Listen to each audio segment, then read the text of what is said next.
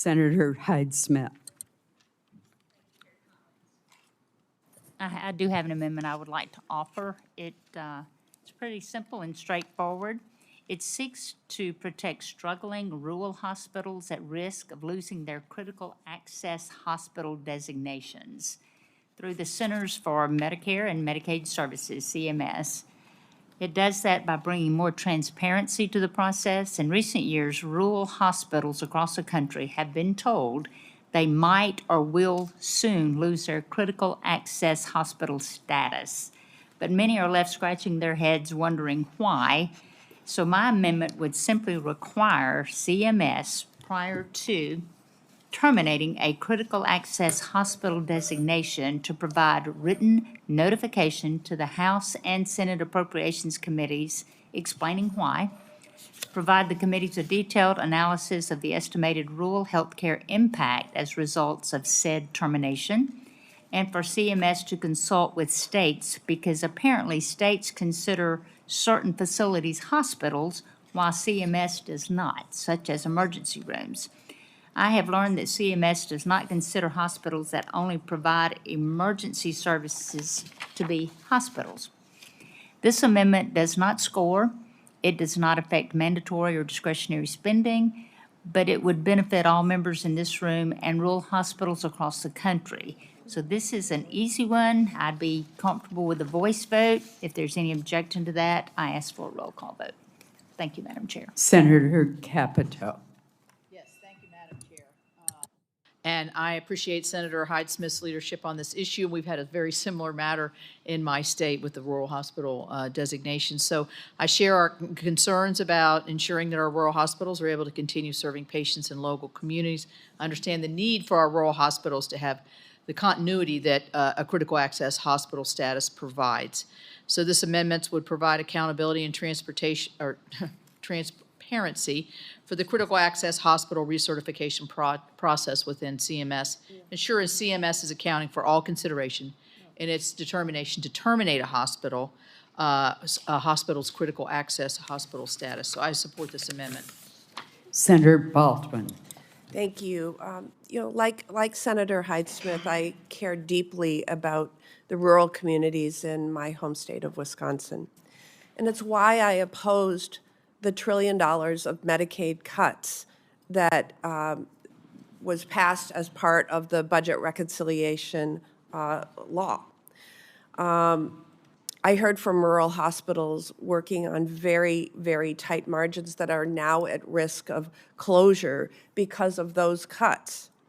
And this amendment does nothing to address the existential threat that rural hospitals throughout the country are facing because of the Republican budget reconciliation bill. I appreciate that my colleague is trying to fix a very specific issue in her state. But this isn't the way to do it. It's actually not an issue that we routinely address in a labor HHS appropriations bill. In fact, it falls under the jurisdiction of the Finance Committee. I will be voting no on this amendment because I'm concerned about the long-term impact of this language and because I want to do more to provide support for all rural hospitals and make sure that there's quality health care for all rural Americans, not just carve-outs for some.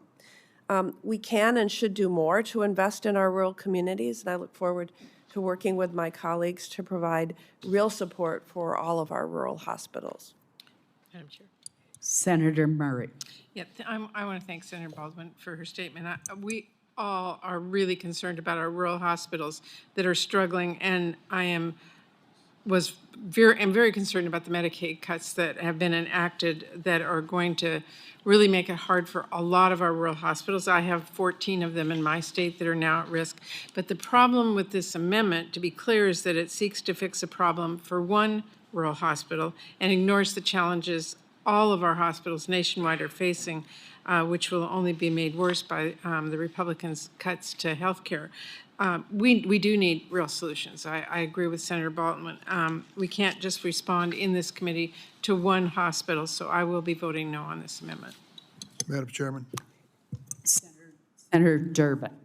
I'm going to try to solve your problems, Senator, because you want to help one hospital and we want to help all critical. More than one. Well, I'm suggesting that you amend your amendment, and on page 1, line 4, where it said, as a critical access hospital, and strike the word and put including any hospital that has met. So it covers all the hospitals you want to and all other critical access hospitals.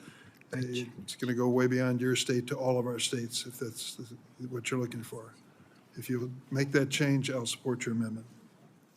I'm not sure that I think this amendment does cover other critical access hospitals, the process that they have to go through to designate and redesignate, so that it says this amendment would provide accountability and transportation, I keep saying that, transparency for critical access hospital recertification, and ensure that CMS is accounting for all considerations when it begins to terminate a critical access hospital status. So that, to me, tells me that it does cover every other critical Senator, hospital. it goes Maybe I'm on- misunderstanding your Goes on question. for a page and a half to specify some category of hospitals.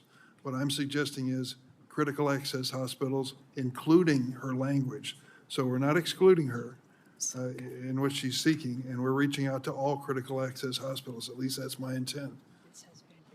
Well, it includes all hospitals, but that would have to be scored as well, is my understanding. Well, I'm And that would kill, sure it will be, but this one has, we're setting out to help all hospitals. Let's I make sure agree, we and do that's the it. reason it includes all Madam Chair. hospitals. Senator Baldwin. So I've been aware of this issue and this amendment that was in the works for, maybe a day. But we just got the language of this amendment this morning, right before we started the markup. And as I understand it, it is a very technical issue that addresses a particular hospital in Mississippi. But it would be, I think, All advantageous to all of us.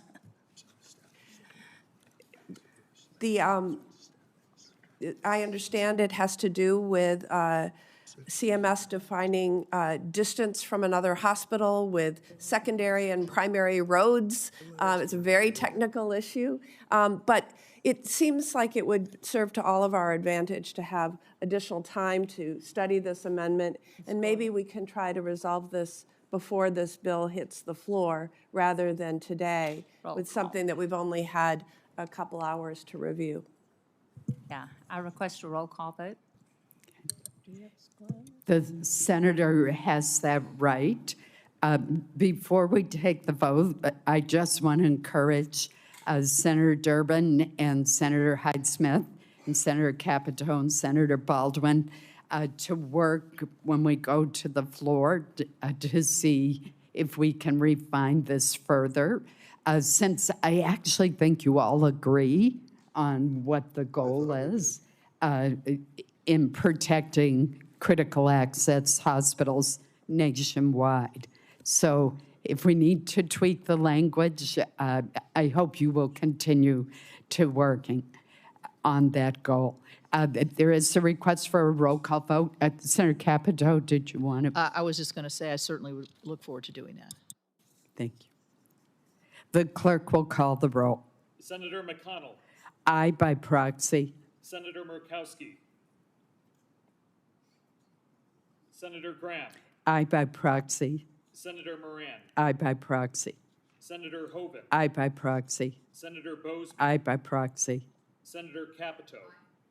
Senator Kennedy. Aye by proxy. Senator Hyde-Smith. Senator Haggerty. Aye by proxy. Senator Britt. Aye by proxy. Senator Mullen. Aye by proxy. Senator Fisher. Aye by proxy. Senator Rounds. Aye by proxy. Senator Murray. No. Senator Durbin. No. Senator Reed. No. Senator Shaheen. No by proxy. Senator Merkley. No by proxy. Senator Coons. No by proxy. Senator Schatz. No by proxy. Senator Baldwin. Senator Murphy.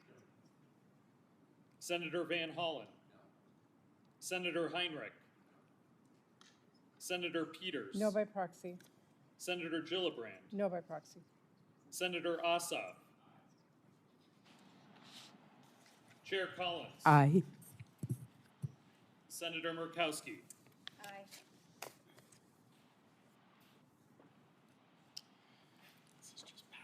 It is power politics. Exactly.